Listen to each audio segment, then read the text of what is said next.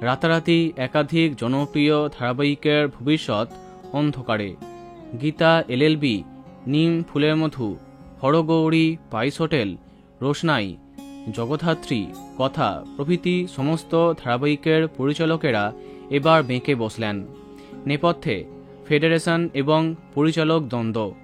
বেশ কদিন যাবৎ সংবাদ মাধ্যমে আমরা জেনেছি, একটি বাংলাদেশি ওটিটির জন্য কাজ করার সময় ফেডারেশনের কিছু নির্দেশ না মানার জন্য পরিচালক রাহুল মুখার্জিকে বয়কট করা হয়। পরে অন্যায় স্বীকার করেন পরিচালক, কিন্তু রাহুল মুখার্জির অধীনে কাজ করতে চান না টেকনিশিয়ানরা।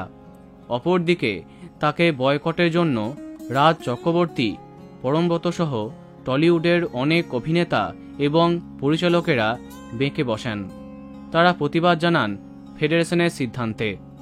গতকাল সমস্ত পরিচালকদের ফোনে বার্তা পৌঁছে গেছে যে 29শে জুলাই থেকে যতদিন না পরিচালকদের সমস্যার সুষ্ঠু সমাধান করা হচ্ছে, ততদিন বাংলা ভাষার সমস্ত কাজ বন্ধ রাখবে তারা।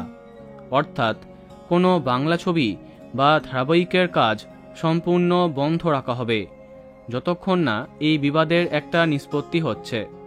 রাহুল মুখার্জির ওপরে বয়কট না তোলা হলে কাজ না করবার কথা জানিয়েছেন পরিচালক বৃন্দ। এমন অবস্থায় গতকালকেই কিছু ধারাবাহিক ডবল শিফটে কাজ করে ফেলেছে, কারণ তাদের এপিসোড ব্যাংকিং একদমই নেই। এখন কি হবে বলা মুশকিল। আপাতত সমস্ত প্রজেক্টের কাজ বন্ধ। তো বন্ধুরা, এখন তোমার কি মন্তব্য কমেন্টে জানাতে পারো। আর বাংলা বিনোদনের অন্যান্য আরও খবর পেতে সাবস্ক্রাইব কারেন্ট পজ। ধন্যবাদ।